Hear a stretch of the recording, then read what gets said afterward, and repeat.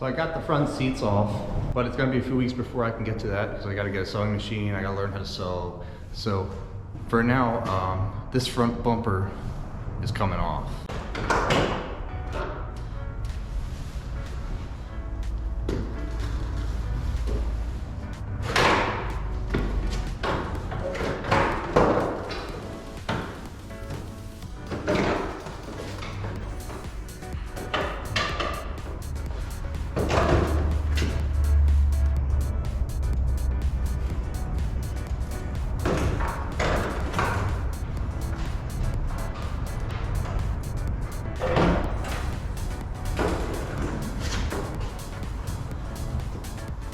It was just 2 bolts and you pull the thing off.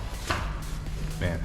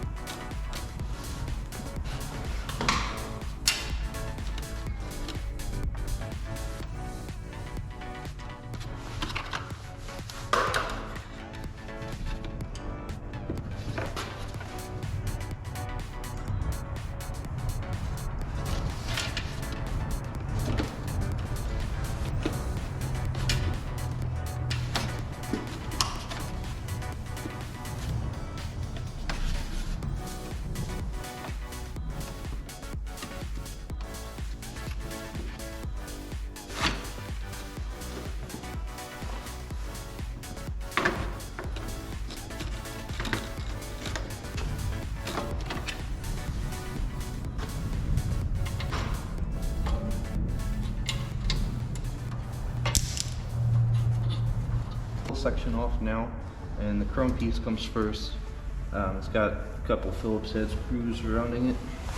I'm gonna try to get it off with my electric screwdriver, but I would be surprised if they came off without a fight, considering how rusty they look.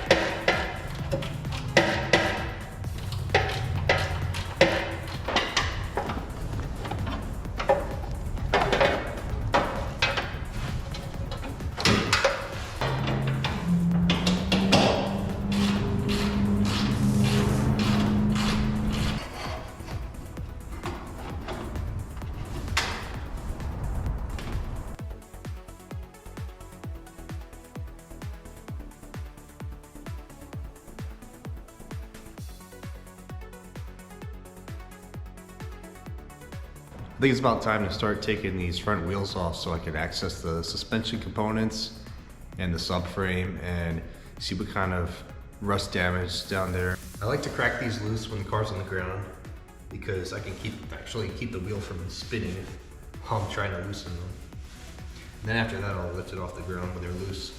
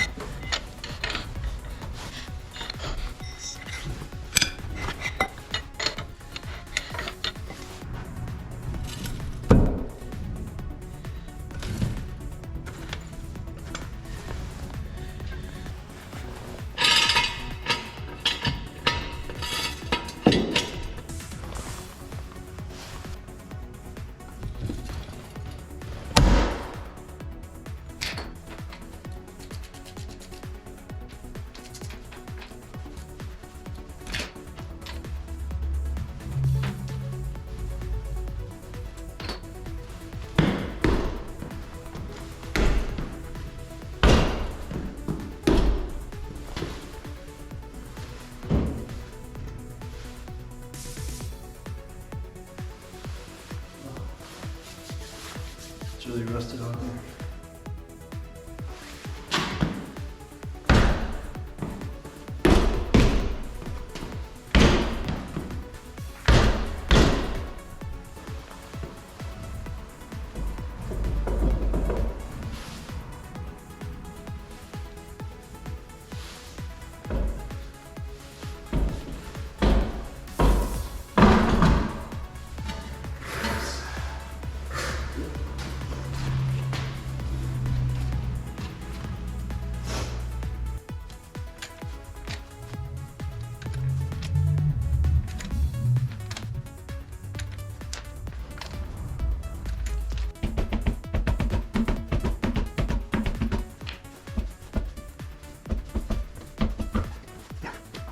So ideally, I would like to take off the axle nut before I remove the rest of the suspension. That way, there's actually something holding it in place while I take the axle nut off. Otherwise, everything's out. It'll be very, very difficult to get this off.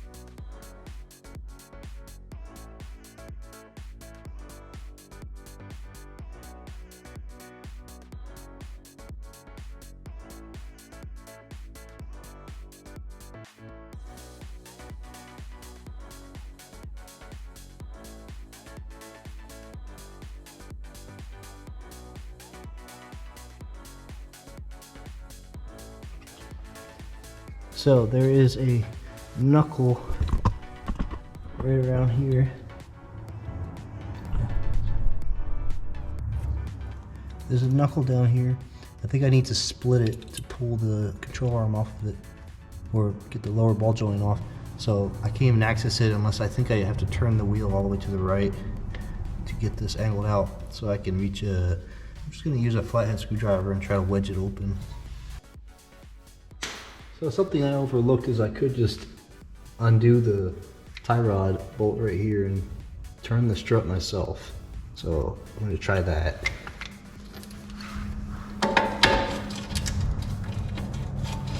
Tenth time is the charm.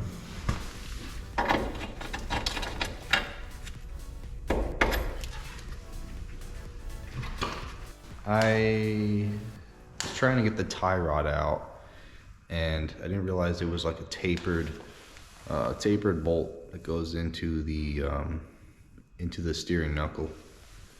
So this whole time I've been hammering at it, pulling at it, trying to unthread it. I tried everything, and I was like, I looked at the Bentley manual, which is the repair manual for this car, and it told me to use a tie rod puller. So I think it would be easier if I just show what I'm talking about. So here's the tie rod right here. I already took the nut off of it. I already unthreaded the nut.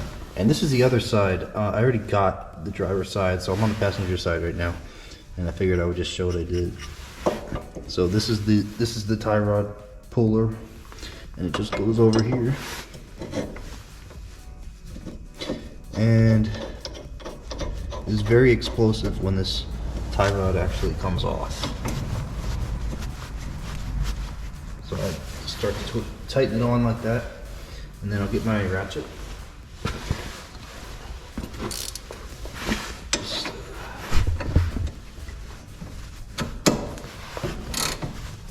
Gotta tighten it, and then it's gonna explode out pretty violently. Nope, maybe not on this one. The other one was very explosive. Scared the crap out of me. This one wasn't too bad.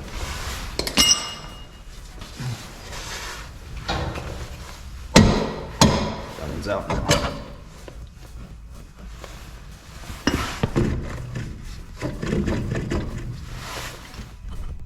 It just pays to have the right tool sometimes. Otherwise you'll spend way more time than necessary in trying to work your way around not having the right tool. So now I can keep going with removing the driver's side here.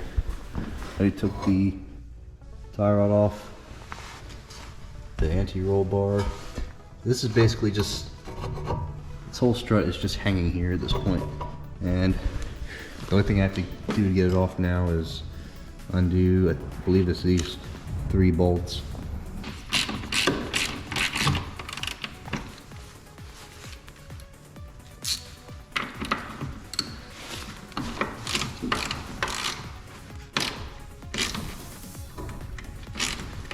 Okay, I'm on the right track. I just wiggled the strut just to see if this bolt would move, and it did.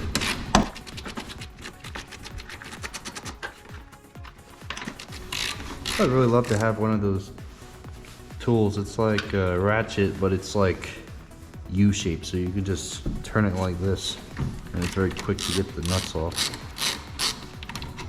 This is tedious. Or I should just get some power tools. But you know how I do everything on a budget here. I like to put all the money into the car and keep out on everything else. I think this is gonna fall down now. I should probably do that.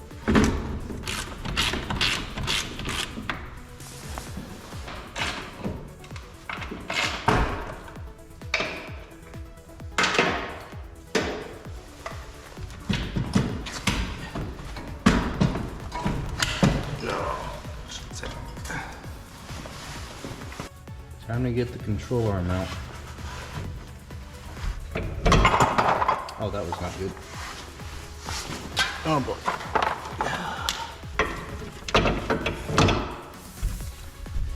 I prefer to not have torn brake lines at this stage.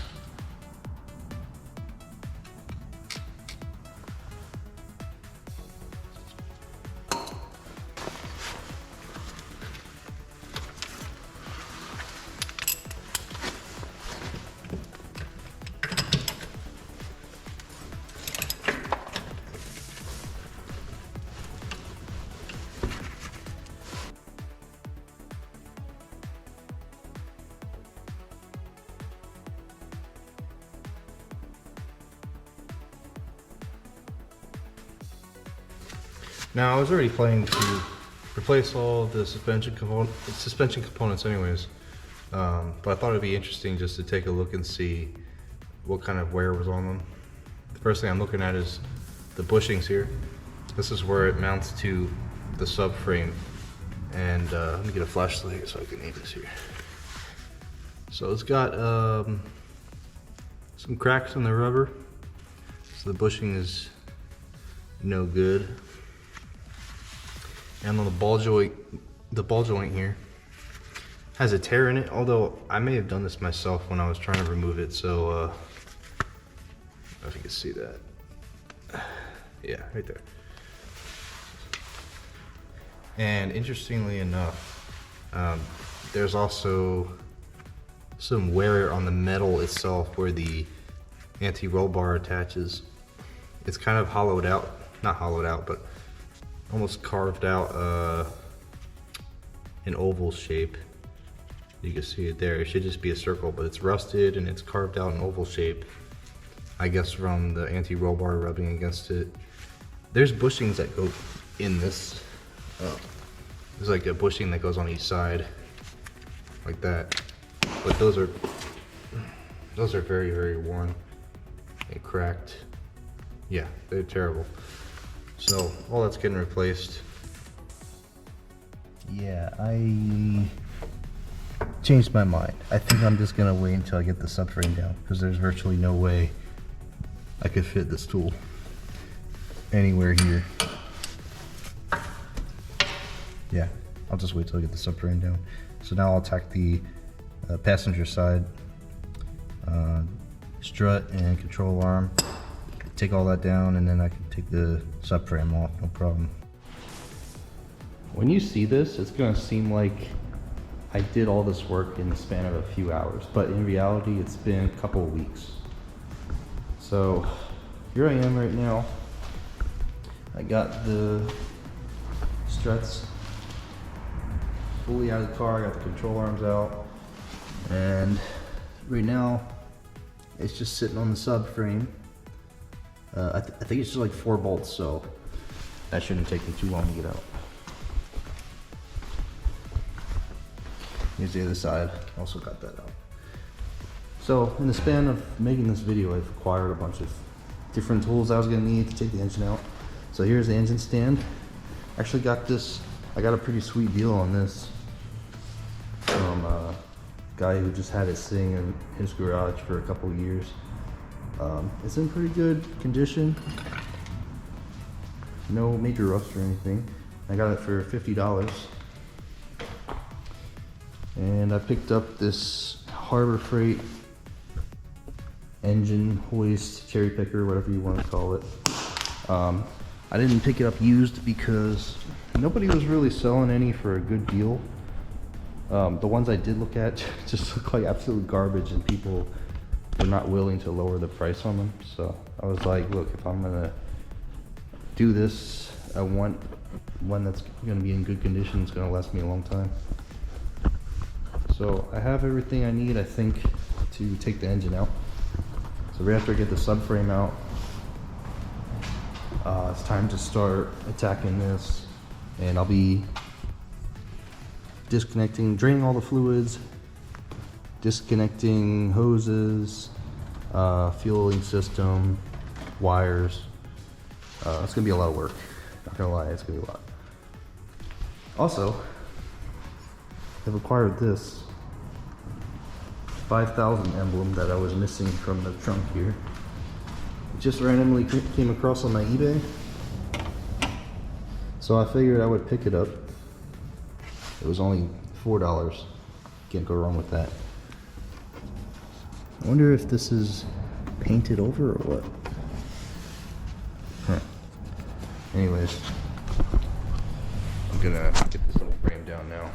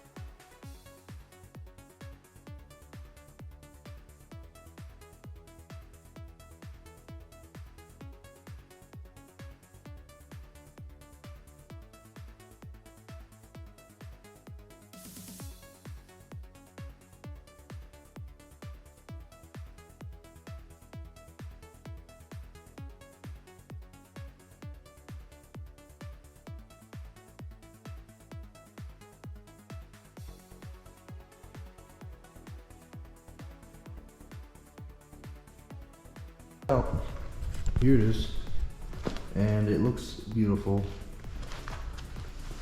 This thing is so greasy that it basically kept it preserved. I mean, there's almost no rust on it. I think that's the most I can find right there is on the anti-roll bar. A little bit of surface rust on each corner. But pretty psyched about that because I'll be able to clean it off, and if you paint it, it'll look good as new. So it's looking empty underneath the car now. I had the transmission held up by the jack, and yeah, it's taking the engine out is going to be a piece of cake now. I'm not taking a step further until I clean up this damn mess.